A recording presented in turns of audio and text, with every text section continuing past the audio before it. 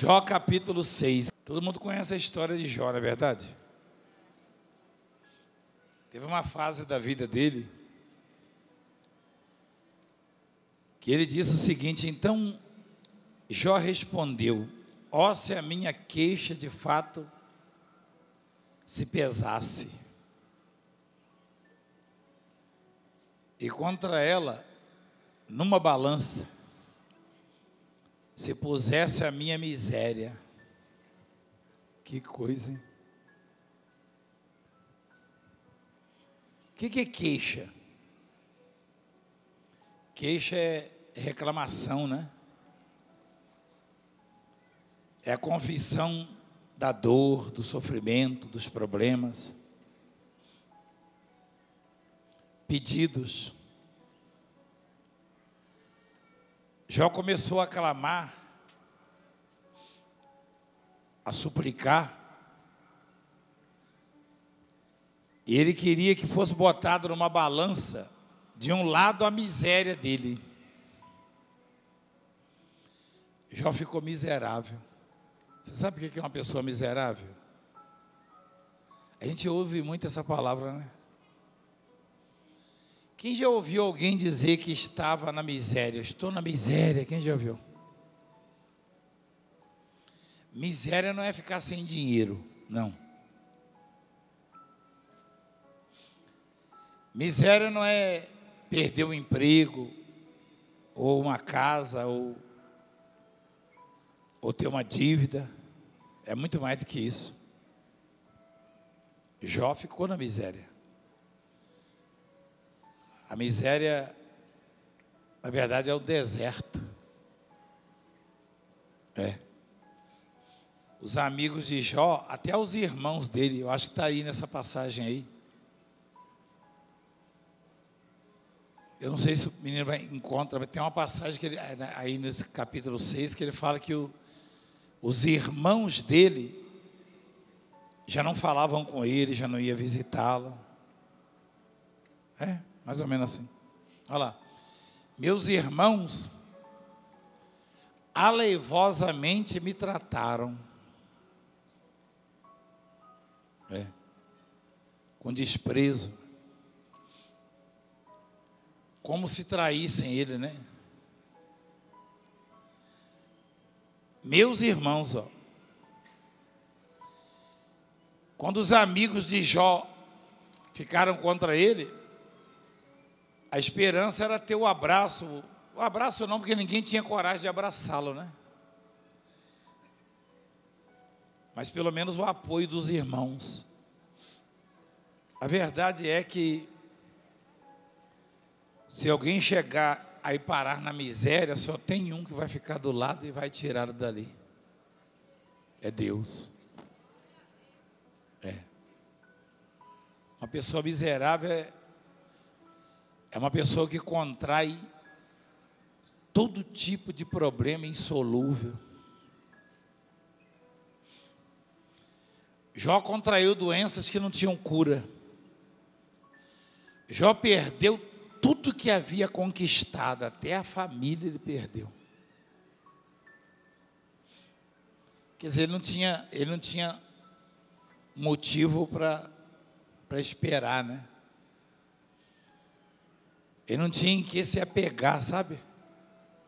Eu sei que tem alguns de vocês que estão vivendo momentos difíceis, e alguns dos que me ouvem, me assistem, mas ninguém pode chegar a dizer que está na miséria, porque a miséria é muito pior do que isso. E ainda que tivesse na miséria, o Deus que tirou Jó da miséria e o tornou o homem mais rico do mundo, e deu de volta uma família e acrescentou 100 e quantos anos, filho? Hein? Mostra aí, por favor. Acho que 150 ou mais, né? Imagina uma pessoa que está na miséria. O que uma pessoa na miséria espera? A morte. Depois disso, viveu Jó 140. 140, é. Eu errei. Depois disso, viveu Jó 140 anos. e viu seus filhos e aos filhos de seus filhos até a 4ª geração. Então morreu Jó, velho e farto de dias. Até a miséria tem solução para o Deus que eu prego. Até quem vive na miséria, meu Deus, vai arrancar de lá.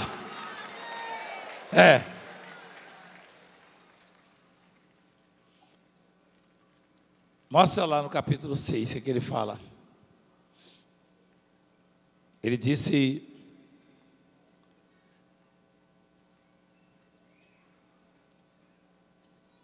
esta na verdade, pesaria mais que a areia dos mares. Quer dizer, as minhas queixas são mais leves, porque... Põe na palavra miséria, vai.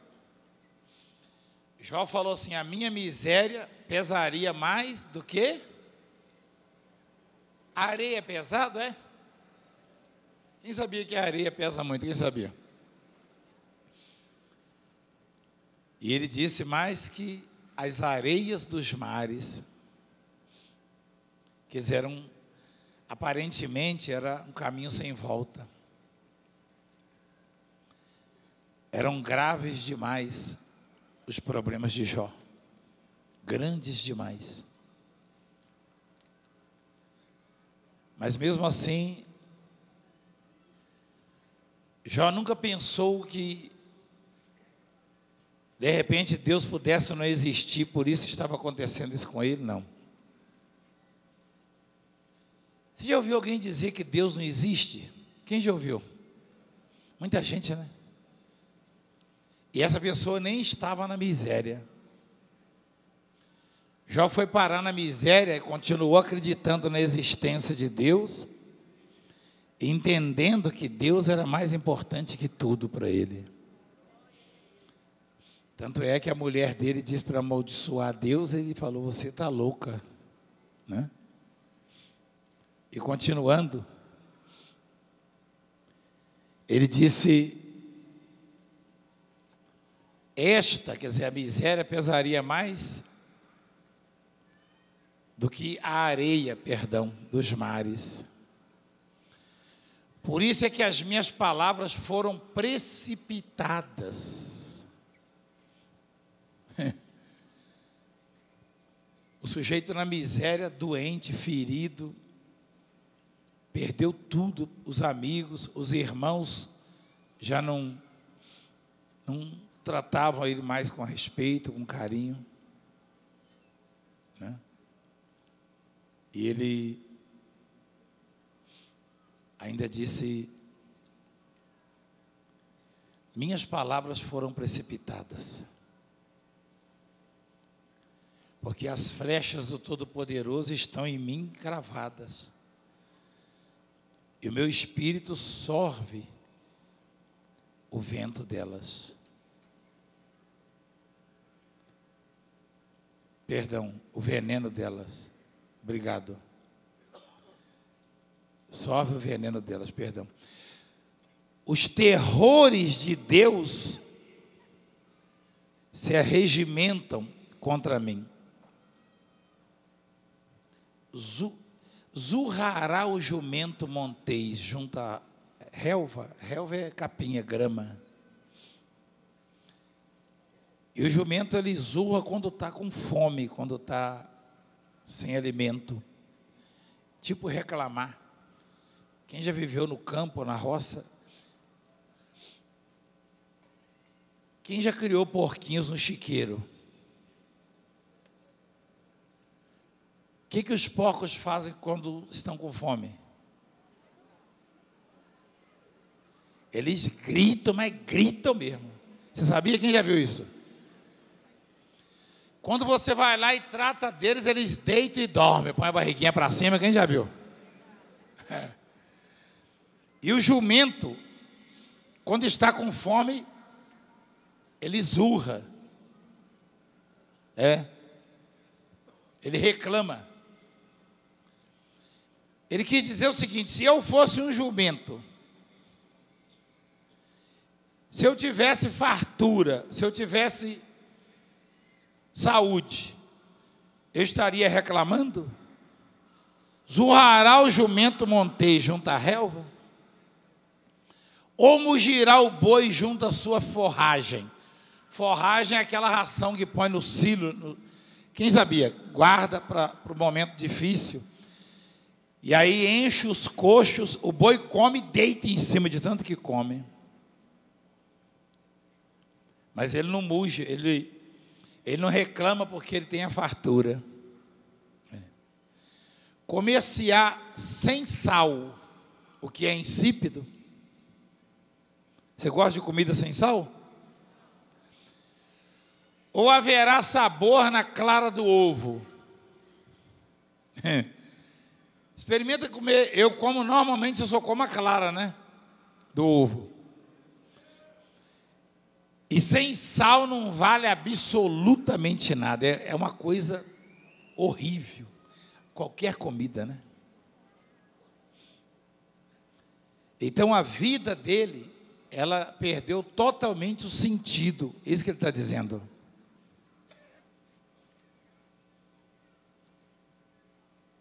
A vida dele perdeu totalmente o sentido. Não tinha mais sabor. Era como a clara do ovo. Aquilo que a minha alma recusava tocar, isso é agora a minha comida repugnante. Ele nem podia mais se alimentar direito. Quem dera que se cumprisse o meu pedido e que Deus me concedesse o que eu anelo, o que eu desejo, que fosse do agrado de Deus esmagar-me, que soltasse a sua mão e acabasse comigo. Isto ainda seria a minha consolação, e saltaria de contente na minha dor, que ele não poupa, porque não tenho negado, olha só, porque não tenho negado as palavras do santo. Jó estava no limite e vivendo o pior momento da vida dele, e não tinha motivo para acreditar num milagre, numa resposta para voltar a viver. E aquilo que ele perdeu era impossível ter de volta. Afinal, ele perdeu a família inteira, quer dizer, os filhos, né? Menos a esposa. Deus é tão extraordinariamente grande que deu a ele, na velhice dele, deu a ele de novo, como por um milagre. Porque imagina uma mulher dar à luz a 10 filhos e já são rapazes, já eram adultos. Os filhos faziam banquetes nas casas uns dos outros. Quem já leu? Ela já era uma senhora avançada em idade, mesmo sendo avançada em idade. Deus veio na vida deles e deu a eles de novo mais 10 filhos, não é isso? Mais 10 filhos. Olha lá. Portanto, Deus fala conosco que se algum dia chegarmos no nosso limite, ou se alguém de nós estiver no limite, e se o quadro que está diante de nós parecer irreversível, não desista dele não, porque ele vai mudar. Não desista, porque ele vai mudar o seu quadro, ele vai reverter o seu quadro. Ele vai reverter o seu quadro. Ele vai reverter o seu quadro, igreja. Ele vai. Eu não tive a miséria de Jó na minha vida. Eu tive problemas que pareciam irreversíveis também. Na história da minha vida, muitos problemas. E mesmo, eu me lembro que na obra, a gente estava num salãozinho pequeno, a localização nem era boa, lá em Sorocaba, no começo dessa obra, começo assim, de uns 4, 5 anos, ou mais. E eu não conseguia pagar. O aluguel custava 3.000. O proprietário era uma pessoa muito influente. E ele era dono de um shopping, ele foi com vários seguranças armados lá me humilhar.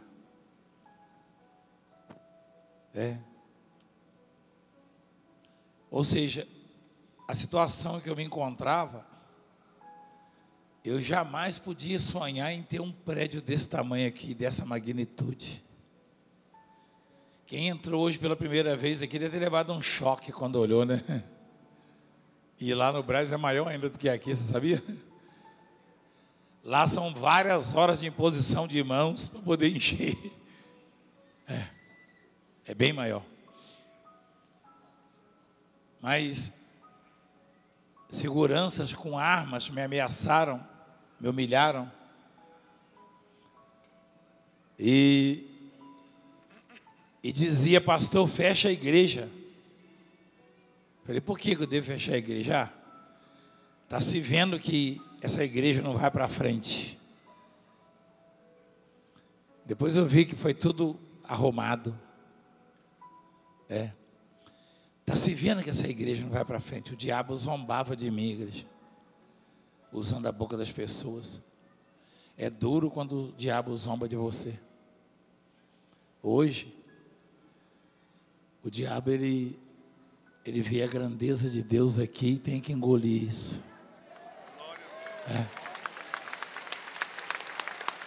Eu estou dando esse testemunho para você, a exemplo do que fez Deus na vida de Jó e do que já fez na minha vida, na nossa vida, né? Eu pedia para a bispa contar as moedas. Ela ia no mercado, tinha uma vasilha cheia de moedas lá que dava uns 20 quilos de moedas. Aí eu pedi ela para ela ir no mercado, porque o mercado precisa de moedas, de troco, não sei hoje, não, na época era assim. Aí trocava e voltava com um dinheirinho para poder. Eu tinha vergonha de pagar o aluguel em moeda, né? Eu ficava com vergonha, igreja, de pagar lá o aluguel, as coisas com as moedinhas. Aí a gente saía procurando e catando, e pegava na lata, aí levava no mercado, aí trocava com eles, para pagar o aluguel da igrejinha. E o sujeito olhava para mim e falava: fecha a sua igreja, rapaz. Eu não vou alugar mais. Eu continuei indo para o monte, orava e jejuava. E ainda que tivesse fechado, eu estaria orando até hoje, porque quando fechou, aí já não foi eu que fechei, foi a justiça. Eu aprendi, igreja, que o Deus que eu sirvo e sigo e anda comigo, Ele não é uma lenda, ou não é porque alguém falou, não. Eu aprendi a conviver com Ele assim. Se hoje eu não estou vendo Ele me dar, é porque Ele está juntando para dar bastante amanhã. Porque Ele nunca vai deixar de me atender. Nunca vai deixar de atender você. E aí, Jó falou: se ele me esmagasse, se ele acabasse comigo. Por que esperar se já não tenho forças? Por que prolongar a vida se meu fim é certo? Eu estou falando para muita gente agora, em várias partes do mundo, que está pensando assim, que o seu fim é certo. Só tem uma coisa que é certa, e dessa ninguém pode duvidar: o Deus do universo, Ele está de olho em você. Ele está te vendo, e Ele vê tudo e a todos. Só tem uma coisa que é certa e ninguém pode duvidar, que a palavra de Deus, a promessa de Deus se cumpre. Imaginem o homem que disse, por que esperar? Já não tem mais força, né? Olha lá. Por que prolongar a vida se meu fim é certo? Aí quando Jó um dia estava orando, mas mesmo estando na miséria, estava orando pelos amigos, que não eram mais amigos, porque é muito fácil colecionar amigos na fartura, no sucesso, na prosperidade. Quem concorda? É fácil. Eu experimentei isso. Hoje eu tenho muitos amigos no mundo. É bom ter amigos no mundo inteiro. É muito bom ter amigos, mas chegou uma fase da minha vida que meus amigos ali dava para contar nos dedos, né, das mãos. Você também já viveu isso e às vezes ocorrem situações que o diabo sugere a você que é o seu fim. Não é o fim no sentido de morrer, mas no sentido de não obter resposta, êxito naquilo que você está esperando. E Jó, ele estava orando e Deus mudou a sorte dele. Deus deu o dobro de tudo que antes possuíra. E aí vieram a ele todos os seus o quê? Todos os seus o quê? Antes, como é que os irmãos tratavam ele? Aleivosamente. Antes, os irmãos estavam querendo se afastar, culpando, mesmo os amigos, queriam se distanciar, mas Deus mudou a sorte de Jó, e Jó recebeu o dobro do que possuía antes, o dobro, o que ele já era. Você quer ver uma coisa? Eu vou voltar lá no começo do livro, para você ver que antes desse dobro aí, ele já era o mais rico, o maior do Oriente. Mostra lá. Olha lá. De maneira que este homem era o maior de todos os do Oriente. Ele era rico, igreja. Só que essa riqueza que ele tinha aí, isso aí foi antes de perder.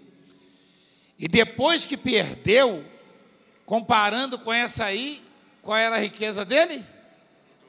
O dobro. Ele era o maior do Oriente. Depois de ter suportado aquele sofrimento, ele recebeu o dobro do que ele possuía antes. O dobro.